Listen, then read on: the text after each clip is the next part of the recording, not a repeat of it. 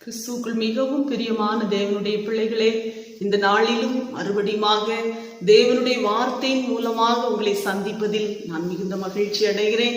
நாம் வேத வசனத்தை தியானிக்கும் முன்பதாக ஒரு பாடலை பாடி கர்த்தர் நமக்கு கொடுத்த வார்த்தையை நாம் தியானிக்கலாம். பரிசுத்த ஆவியே, பக்தர்கள் துணையாளரே, கூட இருப்பவரே, குறைகள் தீர்ப்பவரே, பரிசுத்த ஆவியே, பக்தர்கள் துணையாளரே, கூட இருப்பவரே, குறைகள் தீர்ப்பவரே, விடுதலை தருபவரே, விண்ணப்பம் செய்பவரே, விடுதலை தருபவரே, விண்ணப்பம் செய்பவரே, சாட்சியாய் நிறுத்துகிறீர், சாட்சியாய் நிறுத்துகிறீர், சத்தியம் போதிக்கிறீர், தினம் சத்தியம் போதிக்கிறீர், பரிசுத்த ஆவியே, பக்தர்கள் துணையாளரே, கூட இருப்பவரே, என் குறைகள் தீர்ப்பவரே.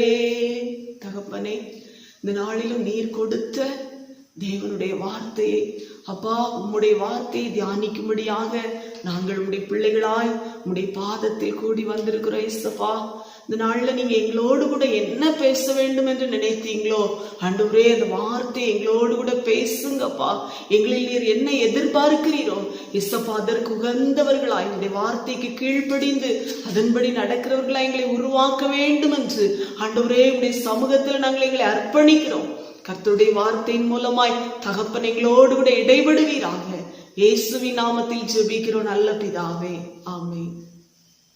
இந்த நாளில் கர்த்தர் திரும்ப திரும்ப ஒரு வார்த்தையை குறித்து நம்மோடு கூட இடைப்பட்டு கொண்டிருந்தார். அந்த வார்த்தையை தான் இந்த நாள்ல நம்ம தியானிக்க போகிறோம். ஏசப்பா கொடுத்த வார்த்தை என்னன்னு அப்படின்னு பாத்தீங்கன்னா, ஆசீர்வாதம்னாலே நம்ம எல்லாருமே ரொம்ப விரும்புவோம். ஆனா இது ஒரு வித்தியாசமான ஆசீர்வாதம், தேவன் கொடுக்கிற ஒரு ஆசீர்வாதத்தை நம்ம தியானிக்க போகிறோம்.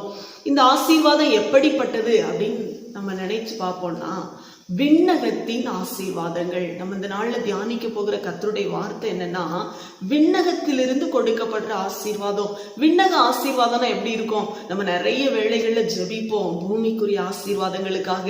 ஆனா ஏசப்பா இந்த நாட்கள்ல இந்த காலத்துல என்ன விரும்புறார் அப்படின்னு பாத்தீங்கன்னா, விண்ணக ஆசீர்வாதத்தினால நம்ம நிரப்ப ஆண்டவர் விரும்புகிறார். ஒரு உயரமான இடத்திலிருந்து வருகிற ஒரு ஆசீர்வாதம் எப்படி இருக்கும் அப்படின்னீங்கன்னா, நம்ம மேல ஊற்றப்படுகிற ஒரு ஆசீர்வாதம். விண்ணக ஆசீர்வாதம்ன்றது நம்ம மேல ஊற்றி நிறைவாய் நம்மளை நிரப்புகிற ஒரு ஆசீர்வாதம் தான் அந்த விண்ணகத்தின் ஆசீர்வாதம். இந்த விண்ணக ஆசீர்வாதம் என்ன அப்படின்றத நம்ம பார்க்கலாம். சகரியா 12வது அதிகாரம் 10ஆம் வசனத்தை நம்ம படிக்கலாம். சகரியா 12:10. நான் தாவீது குடும்பத்தாரின் மேலும் எருசலேம் குடிகளின் மேலும் கிருபையின் ஆவியையும் விண்ணப்பங்களின் ஆவியையும் ஊற்றுவேன். கிருபையின் ஆவியையும் விண்ணப்பத்தின் ஆவியையும் ஊற்றுவேன் ஏசப்பா பேசுறாரு. கிருபையின் ஆவியும் விண்ணப்பத்தின் ஆவியும் தேவன் ஊற்ற வேண்டுமானால், அந்த மெய்யான விண்ணக ஆசீர்வாதங்கள் நம்ம மேல ஊற்றப்பட வேண்டுமானால், நிச்சயமாகவே அந்த விண்ணப்பத்தின் ஆவி ஏசப்பா நம்ம மேல ஊற்றுவாரு, கிருபையின் ஆவியை நம்ம மேல ஊற்றுவாரு. ஆனா நம்ம எப்படி இருக்கணும், அந்த ஆவியை பெற்றுக்கொள்ளக்கூடிய நம்ம எப்படி இருக்கணும் அப்படின்றத நம்ம வேதத்துல பார்க்கலாம். இந்த விண்ணக ஆசீர்வாதம் யாருக்கு கிடைக்கும்? இந்த விண்ணப்பத்தின் ஆவியும் கிருபையின் ஆவியும் பெற்றுக்கொள்ள முன்னாடி நாம ஒரு காரியத்தை பெற்றுக்கொள்ளணும். இந்த நாட்கள் கடைசி காலம், எல்லாருக்குமே தெரியும், எல்லாருமே பிரசங்கிக்கிறாங்க, இது கடைசி நாட்களா இருக்கு.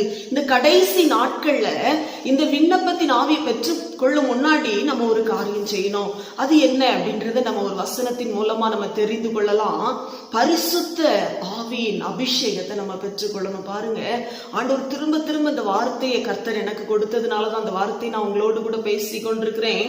தேவன் இந்த நாட்கள்ல நம்மோடு கூட பேச விரும்புகிற காரியம் பாருங்க, இது பரிசுத்த ஆவியின் காலம். அநேக காலங்கள் கிருபையின் காலம், ஒவ்வொரு காலத்தை குறித்து ஏசப்பா சொல்லியிருக்கிறார். ஆனா இது என்ன காலம் அப்படின்னு பாத்தீங்கன்னா பரிசுத்த ஆவியானவருடைய காலம். இந்த ஆவியானவருடைய காலத்துல நம்ம என்ன செய்யணுமா, யார் மேல இந்த பரிசுத்தாவின் அபிஷேகத்தை ஏசப்பா பொழிந்தருளுவார், யார் மேலெல்லாம் கர்த்தர் இந்த பரிசுத்தாவின் அபிஷேகத்தை பொழிந்தருளுவார்ன்றத நம்ம ஒரு வசனத்தின் மூலமா பார்க்கலாம். யோவேல் 2ஆம் அதிகாரம் 28வது 29வது வசனத்தை வாசிக்கலாம்.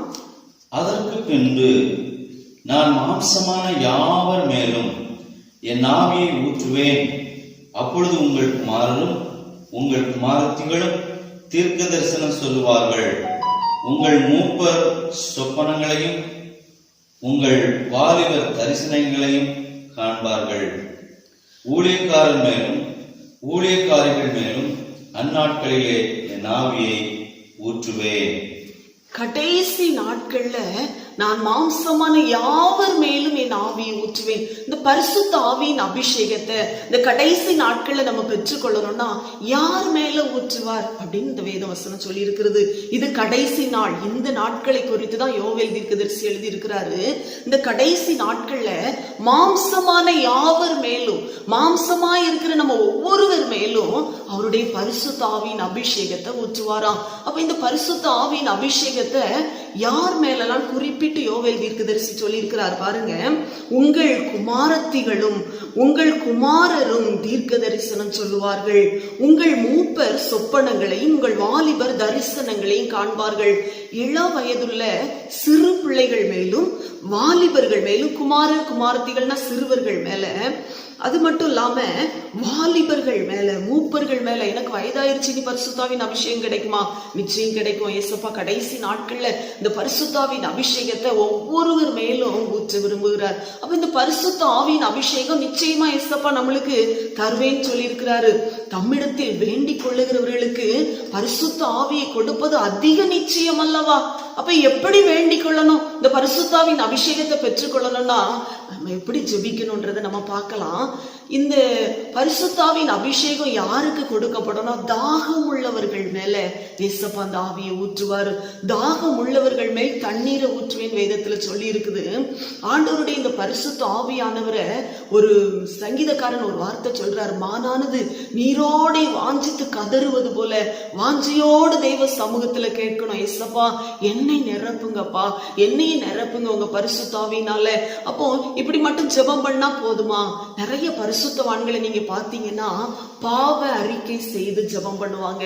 அப்ப இந்த பரிசுத்தாவின் அபிஷேகம் பெற முன்னாடி நம்ம ஒவ்வொருவரும் செய்ய வேண்டியது என்னன்னா பாவ அறிக்கை செய்து ஜெபிக்கணும். ஒருவேளை சிறு வயதிலிருந்து நமக்கு தெரிந்தோ தெரியாமலோ செய்த சின்ன சின்ன பாவங்கள் இருக்கலாம். ஒருவேளை நமக்கு தெரிந்த ஒரு பெரிய பாவங்கள் கூட இருக்கலாம். இந்த பாவங்கள் எல்லாம் ஏசப்பா சமூகத்துல தனிமையா நீங்க உட்கார்ந்து அறிக்கையிட்டு ஜெபிக்கணும். ஏசப்பா இந்த என்னை மன்னிங்க, என்னை கழுவுங்க, உங்க ரத்தத்தினால கழுவுங்க. பாருங்க, பாவத்தை மன்னிக்க ஏசப்பாவுடைய பரிசுத்த ரத்தத்திற்கு மாத்திரம்தான் அதிகாரம் உண்டு. இந்த உலகத்துல பாவத்தை மன்னிக்க மனுஷகுமாரனுக்கு மாத்திரம்தான் அதிகாரம் உண்டு. அவர் தான் தன்னுடைய சொந்த ரத்தத்தை சிந்தி கொடுத்திருக்கிறார். அப்போ தனிமையா உட்கார்ந்து நம்ம ஜெபிக்கணும். ஏசப்பா என்னுடைய பாவங்களை மன்னித்து ஆண்டவரே என்னை உடைய ரத்தத்தினால கழுவுங்கப்பா. நம்ம ஜெபிக்கும் போது பாருங்க அப்படியே திரையில வருகிறது போல நம்முடைய ஒவ்வொரு சின்ன சின்ன பாவங்களும் தனிமையில ஆண்டவரோடு உறவாடுகிற பொழுது கர்த்தர் ஒவ்வொரு பாவத்தையும் நம்மளுக்கு உணர்த்துவார். இந்தந்த பாவத்தை நீ செய்திருக்கிற, நீ சின்ன வயசுல செய்த இந்த சின்ன பாவத்துக்கு கூட நீ மன்னிப்பு கேட்கணும்னு சொல்லி. அப்போ இந்த பாவத்தெல்லாம் நம்ம மன்னிப்பு கேட்கும் பொழுது ஏசப்பா மன்னிச்சிட்டாருன்றதை எப்படி கண்டுபிடிக்க முடியும்? எப்படி கண்டுபிடிக்க முடியும்னா பாவ மன்னிப்பின் நிச்சயம் என்கிற ஒரு உணர்வை தேவன் நமக்குள்ள தருவார். அந்த உணர்வு எப்படி இருக்கும்? ஒரு பெரிய அளவற்ற சந்தோஷத்தினால ஏசப்பா நம்ம நிரப்புவார். ஏதோ லகு உண்டானது போல, இதையெல்லாம் லேசானது போல உங்களுக்கு தெரியும். அப்ப ஏசப்பா நம்முடைய பாவங்களை மன்னிச்சிட்டார். கண்ணீரோடு நம்ம ஜெபிக்கும் போது கர்த்தர் மனம் இறங்கி நம்முடைய பாவத்தை மன்னிப்பார். முதல்ல அவருடைய இரத்தத்தினால கழுவ சொல்லி நம்ம ஜெபிக்கிறோம். ஏசப்பா உங்க இரத்தத்தினால கழுவுங்க. ஒரு சுத்தமான பாத்திரத்துலதான் நம்ம பாலை வார்ப்போம். அதுக்கு முன்னாடி அதை எத்தனை முறை கிளீன் பண்றோம் பாருங்க. அதே போலதான் ஏசப்பாவும் பரிசுத்த ஆவியானவர் நமக்குள்ள வந்து தங்கி வாசம் பண்ணணும்னா முதல்ல நமக்குள்ள அவர் விரும்புகிற ஒரு மேன்மையான காரியம் என்னன்னா பரிசுத்தமான இடத்துலதான் நான் வந்து வாசம் பண்ணுவேன். பரிசுத்த ஆவியானவர் விரும்புவார். அப்போ இந்த இருதயம் பரிசுத்தமாகிறோம். ஏசப்பா தன்னுடைய இரத்தத்தினால நம்மளை கழுவிடுவாரு. அதுக்கப்புறம் நம்ம என்ன செய்யணும்னா, பரிசுத்த ஆவியானவரே எனக்குள்ள வந்து தங்கி இருங்கப்பா. ஒருவேளை நீங்க 1 வருஷம் பரிசுத்தாவின் அபிஷேகத்துக்காக ஜெபிச்சிருப்பீங்க. சிலர் 2 வருஷம் ஜெபம் பண்ணியிருப்பீங்க. இவ்வளவு நாள் நான் ஜெபிக்கிறேன், சிலர் உடனே அபிஷேகத்தை பெற்றுக் கொள்றாங்களே, ஆனா ஏன் எனக்கு இந்த பரிசுத்தாவின் அபிஷேகம் கிடைக்கல அப்படின்னு நீங்க நினைக்கலாம். ஆனா இந்த பரிசுத்தாவின் அபிஷேகத்தை ஆண்டவர் யாருக்குமே கொடுக்காம வைக்க மாட்டார். நிச்சயமா ஒவ்வொருத்தரையும் ஆண்டவர் நிரப்புவார். என்னுடைய 10வது வயதுல இந்த பரிசுத்தாவின் அபிஷேகத்தை குறித்து நான் கேள்விப்பட்டேன். 2 வருடங்கள் கண்ணீரோடு ஜெபம் பண்ணேன், வாஞ்சியோடு ஜெபம் பண்ணுவேன். ஒவ்வொரு நாளும் ஏசப்பா என்னை அபிஷேகத்தினால் நிரப்புங்க கண்ணீரோடு ஜெபித்து கொண்டே இருந்தேன்.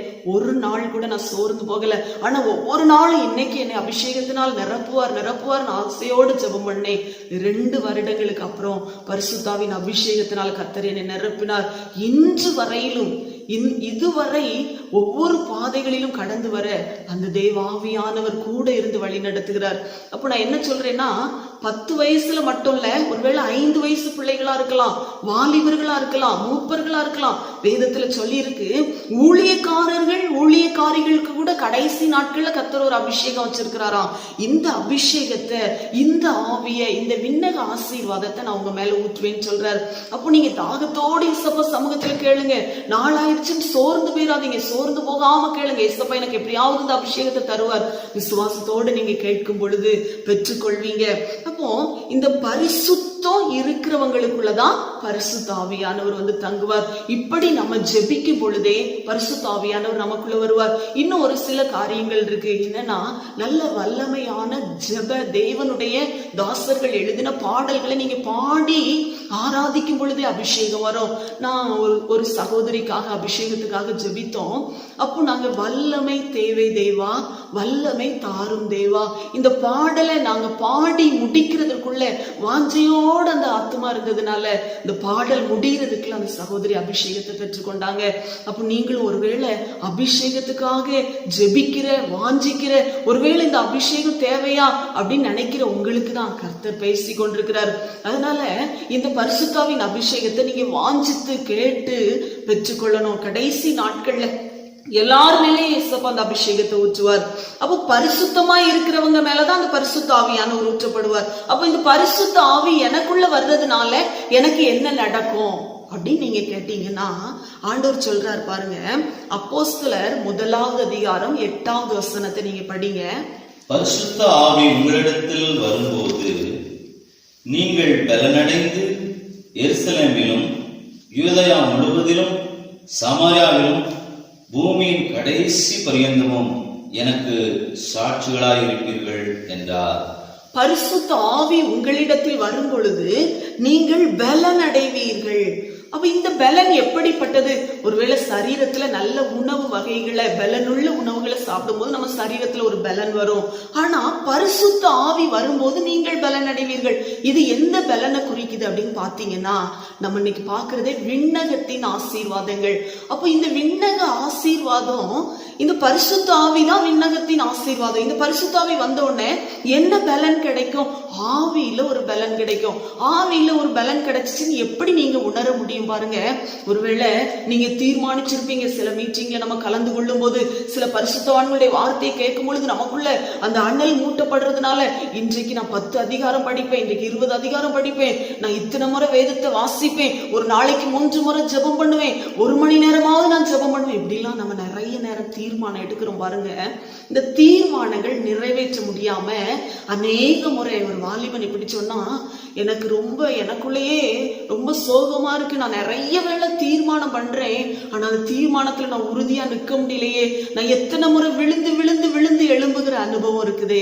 ஆனா ஏசப்பா சொல்றாரு, இந்த பரிசுத்த ஆவியின் அபிஷேகத்தை நீங்க பெற்றுக்கொண்டு தினமும் அதிகாலையில இந்த அபிஷேகத்துல நிரம்பி ஜெபிக்க ஆரம்பிச்சீங்கன்னா, இந்த விழுந்து போகிற அனுபவம் உங்களுக்குள்ள இருக்கவே இருக்காது.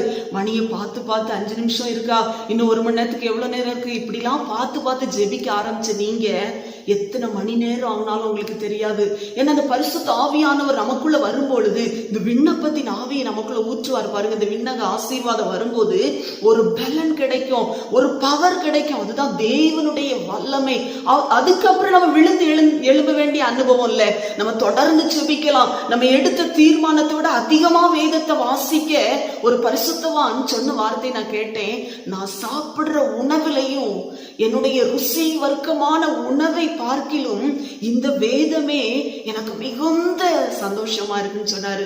அப்போ இந்த வேதத்தை வாசிக்க வாசிக்க சாப்பிடுறத அவர் மறந்துடுறாராம். இந்த நாள்ல வேதத்தை வாசிக்க அநேகர் மறந்துடுறோம். ஆனா அந்த பரிசுத்த ஆவியின் அபிஷேகம் நம்மளுக்குள்ள நிரந்தரமா தங்கி இருக்கும் பொழுது விழுந்து எழும்புகிற அனுபவம் இல்ல, ஒரு ஆவியின் பலனை கத்த நமக்குள்ள கொடுத்துவார். அப்போ நம்ம ஆண்டவரோடு கூட நடக்க, அவரோடு கூட பழக, ஜெபிக்க அந்த உன்னத அனுபவம், அந்த விண்ணக ஆசீர்வாதம் நமக்கு கிடைக்கும். இந்த அபிஷேகத்தை பெற்றுக்கொள்ள முதலாவது நம்ம பரிசுத்தமா இருக்கணும். ஒவ்வொரு அவயவங்களையும் தேவனுடைய கரத்துல ஒப்பு கொடுத்து பரிசுத்தப்படுத்தி ஜெபிக்கணும். அப்போ கர்த்தர் நம்மளை அபிஷேகத்தினால் நிரப்புறார். பரிசுத்த ஆவியின் அபிஷேகம் வந்த உடனே இன்னொரு பவரை, தேவ வல்லமைய பலனை நம்மளுக்கு தர்றாரு. அடுத்து நமக்கு என்ன நடக்கும் அப்படின்னு பாத்தீங்கன்னா, ஆண்டவருடைய அப்ப இது நிச்சயமா தேவையா? இன்னும் நிறைய பேருக்குள்ள இந்த நாட்களே ஒரு கேள்வி இருக்கு. ஏன் பரிசுத்த ஆவியின் அபிஷேகம் எல்லாருக்கும் தேவை? இந்த அபிஷேகம் இல்லைன்னா பரலோகத்துக்கு போக முடியாதா? கண்டிப்பா அபிஷேகத்தை பெற்றுக்கொள்ளணுமா? நிறைய பேருக்குள்ள இந்த கேள்வி இருக்கிறத நான் பாக்குறேன். பரிசுத்தாவின் அபிஷேகத்தை பெற்றுக்கொள்ளணுமா? இது அவசியமா? இது யார் சொன்ன வார்த்தை? என்றைக்குமே நம்ம வேத வசனத்தை தியானிக்கும் போது யார் பேசினாலும் கர்த்தர் என்ன சொல்லி இருக்கிறாருன்றத பார்க்கணும். சாராள் நவரோஜ் அம்மா ஒரு முறை பிரசங்கம் பண்ணினாங்க. நல்ல பாடல்களை பாடின ஒரு கிறிஸ்தவ நல்ல தாயார், அநேக ஊழியர்களை எழுப்பின ஒரு தாய். அவங்க ஒரு பிரசங்கம் பண்ண போயிருந்தாங்க. அப்போ சொன்னாங்களாம், நான் ஏசப்பா சீக்கிரம் வரப்போகிறேன்னு சொல்றாரு, ஏசு சீக்கிரம் வரப்போகிறாரு அப்படின்னு பிரசங்கம் பண்ணாங்க. அவங்க பிரசங்கத்தை முடிச்ச உடனே ஒரு சகோதரி எழுந்து வந்து கேட்டாங்க, ஏசு சீக்கிரம் வரப்போறாரு நீ சொல்றியா, ஏசு சொன்னாரா அப்படின்னு கேட்டாங்களாம். அப்போ இந்த அம்மா சொன்னாங்க, ஏசு சீக்கிரம் வரப்போறாரு நான் சொல்லல, ஏசு சொல்றாரு அப்படின்னு. அப்போ நீங்க ஒருவேளை பரிசுத்தாவின் அபிஷேகம் கண்டிப்பா தேவைதானா? அது ஒரு கிறிஸ்தவனுக்கு அவசியமா? பரலோகம் போக பரிசுத்தாவி தேவையா? இப்படி ஒரு கேள்வி உங்களுக்குள்ள இருக்கலாம். அதுக்குதான் ஒரு வேதத்துல ஏசு சொன்ன வார்த்தைய நம்ம படிக்கலாம். யோவான் 3 அதிகாரம் 5ஆம் வசனம். யோவான் 3வது அதிகாரம் 5வது வசனம். இயேசு பிரதியுத்தரமாக, ஒருவன் ஜலத்தினாலும் ஆவினாலும் பிரவாவிட்டால் தேவனுடைய ராஜ்யத்தில் பிரவேசிக்க மாட்டான் என்று மெய்யாகவே மெய்யாகவே உனக்கு சொல்லுகிறேன். இயேசு அவனுக்கு பிரதியுத்தரமாக, நான் சொல்லல, இயேசு சொல்லி இருக்கிறார் பாருங்க. இயேசு அவனுக்கு பிரதியுத்தரமாக, ஒருவன் மறுபடியும் பிறவாவிட்டால், அப்போ ஒருவன் ஆவினாலும் பிறக்கணும், ஜலத்தினாலும் பிறக்கணும்னு வேதம் சொல்லி இருக்கிறது. அப்ப அது எப்படி? ஆவினால் பிறப்பதுன்னா எப்படி? அப்ப ஞான ஸ்நானம் எடுத்துக்கொள்வதும் முக்கியமான ஒரு காரியம். ஒருவன் ஜலத்தினாலும் ஆவினாலும், ஜலத்தினால் பிறப்பது மூழ்கி பிதா குமாரன் பரிசுத்த ஆவி நாமத்தினால ஞான ஸ்நானம் எடுப்பதுதான் ஜலத்தினால் பிறக்கிறது. ஆவினால் பிறக்கிறதுனா என்ன? பரிசுத்தாவின் அபிஷேகத்தை பெற்று கொண்ட பிறகுதான் ஆவியில நம்ம நடத்தப்படுகிறோம். அப்ப ஆவியினால் பிறக்கப்படும், அந்த ஆவியினால் நடத்தப்படுகிற அனுபவம் எப்படி இருக்கும்? ஒவ்வொரு நாளும் ஏசப்பா நம்ம கூடவே இருந்து பேசுவாரு. வேதம் சொல்லி இருக்கிறது, உங்களுக்கு ஒரு தேற்றரவாளனை நான் உங்களுக்கு தருகிறேன், இதோ உலகத்தின் முடிவு பரியந்தம் சகல நாட்களிலும் நான் உங்களோடு கூட இருக்கும்படியான தேற்றரவாளனை தருகிறேன். அதுதான் பரிசுத்த ஆவியானவர். அவர் ஒவ்வொரு நாளும் இதை இப்படி செய், இதை செய்யாத, இப்படி போ, இதை செய்யாத, ஒரு காரியத்தை நம்ம செய்ய வரும்போது திடீர்னு ஒரு வசனத்தை நமக்குள்ள அனுப்புவார். இதை செய்யாத அப்படின்றதுக்கு இதை செய்யாதப்பா அப்படி சொல்ல மாட்டாரு, ஒரு வசனத்தை கொண்டு உணர்த்துவாரு. பரிசுத்த ஆவியானவர் உணர்த்துவாரு, போதிப்பாரு, நம்மளை நடத்துவார். அப்ப அந்த உணர்வு நம்மளுக்குள்ள வந்தோடனே ஏசப்பா நம்ம கூட பேசுறாரு, பரிசுத்த ஆவியானவரை நான் துக்கப்படுத்திடக்கூடாது, இந்த வார்த்தைக்கு நான் கீழ்ப்படுகிறேன், நம்மளை நம்ம அர்ப்பணிக்க ஆரம்பிச்சிருவோம். இதுதான் ஆவியானவரால நடத்தப்படுகிறது. கர்த்தருடைய வார்த்தையின் மூலமா கர்த்தர் அனுதினமும் நம்மளை போதித்து நடத்துவார் பாருங்க. அப்போ இந்த பரிசுத்த ஆவியை நிச்சயமா ஒவ்வொரு தேவ பிள்ளைகளும் பெற்றுக்கொண்டால் மாத்திரமே பரலோக ராஜ்யத்தில் பிரவேசிக்க முடியும்னு இயேசு சொல்லுகிறார். மெய்யாகவே மெய்யாகவே சொல்லுகிறேன் சொல்றார். அப்ப இந்த பரிசுத்தாவின் அபிஷேகத்தை பெற்று ஏசப்பாவால நம்ம நடத்தப்பட்டு கொண்டிருக்கும் பொழுது நமக்குள்ள என்ன நடக்கும் அப்படின்னு பாத்தீங்கன்னா, ஒரு ரொம்ப முக்கியமான காரியத்தை நான் உங்களுக்கு இப்ப சொல்ல போறேன். ஆண்டவர் சாட்சியுள்ள ஒரு வாழ்க்கை வாழ வைப்பார். அதே அப்போஸ்தலர் 1:8 படிங்க. பரிசுத்த ஆவி உங்களிடத்தில் வரும்போது நீங்கள் பலனடைந்து எருசலேமிலும் யூதேயா முழுவதிலும் சமாரியாவிலும் பூமியின் கடைசி பரியந்தமும் எனக்கு சாட்சிகளாயிருப்பீர்கள். அப்ப இந்த பரிசுத்த ஆவியை பெற்றுக்கொண்ட ஒவ்வொருத்தரும் நம்ம எப்படி இருப்போமா? சாட்சியுள்ள வாழ்க்கை வாழ்வோம். எருசலேமிலும் யூதேயாவிலும் பூமியின் கடைசி பரியந்தம். இது என்ன எருசலேம், இது என்ன யூதேயா? முதல்ல நம்ம குடும்பத்துல நம்ம சாட்சியா இருப்போம். முதல் சாட்சி நம்ம குடும்பத்துல ஆரம்பிக்குது. அடுத்து நம்ம சபையில சாட்சியா இருப்போம். அடுத்து சமுதாயத்திற்கும் பூமியின் கடைசி பரியந்தமும் சாட்சி உள்ள வாழ்க்கை வாழ முடியும். அப்ப இந்த சாட்சி உள்ள வாழ்க்கை வாழ்வதற்கு இந்த பரிசுத்தாவின் அபிஷேகத்தை பெற்ற ஒருவர்கிட்ட நீங்க போய் கேட்டீங்கன்னா, இந்த உலகத்திலே ஒரு பெரிய சந்தோஷம் உங்களுக்கு என்ன அப்படின்னு கேட்டீங்கன்னா அவங்க சொல்லுவாங்க, இந்த அபிஷேகத்துல நிரம்புகிற ஒரு சந்தோஷத்தை போல இந்த உலகத்துல நான் வேற எந்த சந்தோஷத்தையுமே அனுபவிக்கல. உலகம் தரக்கூடாததும் உலகம் கொடுக்க கூடாததும் உலகத்தால் எடுத்துக்கொள்ள முடியாததுமான ஒரு சந்தோஷத்தினால நம்முடைய இருதயத்தை ஏசப்பா நிரப்புவார். தெய்வ சந்தோஷத்தினால அதான் என் பாத்திரம் நிரம்பி நிரம்பி வழிகின்றது, அது வழிந்து ஓடுகின்றதுன்ற பாடலை நம்ம பாடுறோம் பாருங்க. நம்முடைய பாத்திரத்தை கர்த்தர் நிரப்பி ஆசீர்வதிப்பார். பரிசுத்த ஆவியின் அபிஷேகம் பெற்ற ஒவ்வொருவரும் சாட்சியுள்ள வாழ்க்கை வாழ முடியும். நம்ம குடும்பத்துல ஒருவேளை நீங்க தான் முதல்ல அபிஷேகம் பெற்றிருப்பீங்கன்னா உங்க குடும்பத்துக்காக நீங்க ஜெபம் பண்ணுங்க. எல்லாரும் அபிஷேகத்தை பெற்றுக்கொள்வாங்க. நீங்க சாட்சியுள்ள வாழ்க்கை வாழ தேவன் உங்களை நடத்துவார். இந்த ஆவியானவர் உங்களுக்கு துணையா இருப்பார். என்ன பாடுகள் வந்தாலும் என்ன பிரச்சனைகள் வந்தாலும் பரிசுத்த ஆவியானவர் மட்டும், எந்த உறவுகள் உங்களை விட்டு விலகினாலும் இந்த ஆவியானவர் உங்களை விட்டு விலகவே மாட்டார். இந்த பரிசுத்த ஆவியின் முக்கியத்துவத்தை தான் கர்த்தர் இன்றைக்கு நம்மோடு கூட பேசி இருக்கிறார். அப்ப இந்த விண்ணக ஆசீர்வாதம்ன்றது ஒரு மேன்மையான அனுபவம். அநேகர் இதை பெற்றுக்கொண்டு இருக்கலாம். ஆனால் இதை பெற்றுக்கொள்ளாத நீங்கள் இந்த நல்ல முழங்கால் போட்டு நம்ம ஜெபிக்கலாமா? இயேசுப்பா, என்னை இந்த பரிசுத்த ஆவியினால நிரப்புங்க. சோர்ந்து போகாம ஜெபம் பண்ணுங்க. தாகத்தோடு ஜெபம் பண்ணுங்க. மானானது நீரோட வாஞ்சித்து கதறுவது போல தேவனே என் ஆத்துமா உம்மை வாஞ்சித்து கதறுகிறது.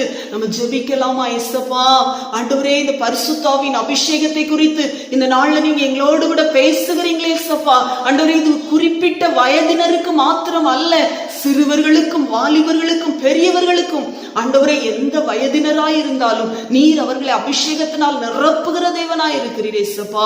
ஆண்டவரே, பாத்திரத்தை கழுவுங்கப்பா. ஆண்டவரே, பாத்திரத்துல சில கரைகள் இருக்கலாம், என் பாத்திரத்தில் சில குறைகள் இருக்கலாம், சில பாவங்கள் இருக்கலாம். தேவனின் என் பாத்திரத்தை கழுவி அப்பா உடைய பரிசுத்த ஆவியின் அபிஷேகத்தை எனக்குள்ள ஊற்றுங்க ஆண்டவரே. நான் ஆவியினால் நடத்தப்படணும். எனக்குள்ள ஒரு உன்னத பலன் வேணும். விண்ணப்பத்தின் ஆவி எனக்குள்ள ஊற்றப்படணும். நான் அதிக நேரம் ஜெபிக்கணும்னா இந்த பரிசுத்த ஆவியின் அபிஷேகம் எனக்கு வேணும். நான் விழுந்து போகாத ஒரு வாழ்க்கை வாழணும்னா இந்த பரிசுத்த ஆவியின் அபிஷேகம் எனக்குள்ள வேணும். சந்தோஷத்தினாலும் சமாதானத்தினாலும் நிரம்பிய ஒரு வாழ்க்கை வாழ இந்த பரிசுத்த ஆவியின் அபிஷேகத்தை எனக்கு தாங்கன்னு கேட்கிற ஒவ்வொரு பிள்ளைகள் மேலேயும் கர்த்தர் இந்த பரிசுத்த ஆவியை பொழிந்தருளுவீராக ராஜா. சிறுவர்கள், வாலிபர்கள், பெரியவர்கள் ஒவ்வொருவரையும் விசேஷமாய் ஊழியக்காரிகளையும் கூட கடைசி நாட்கள்ல விசேஷித்த ஆவியை ஊற்றுவேன்னு சொன்னீங்களே சப்பா. இந்த நாள் ஆண்டவரே, நீ பேசின வார்த்தையின்படி ஒவ்வொருவரை அபிஷேகத்தினால் நிரப்புவீராக. போகும் இடமெல்லாம் ஆரோக்கியம், பாயும் இடமெல்லாம் பரிசுத்த ஆண்டவரே. அப்பா, நீங்க அப்படி நிரப்பி ஜெபத்தை கேட்டு நன்மையான ஈவாகிய இந்த பரிசுத்த ஆவியினால் ஒவ்வொருவரை நிரப்புகிறதற்காக ஸ்தோத்திரம். இயேசுவின் நாமத்தில் ஜெபிக்கிறோம் நல்ல பிதாவே, ஆமென். கர்த்தர் உங்களை இந்த வார்த்தையின்படி ஆசீர்வதிப்பாராக. ஆமென். Subscribe to my channel and also press this bell icon.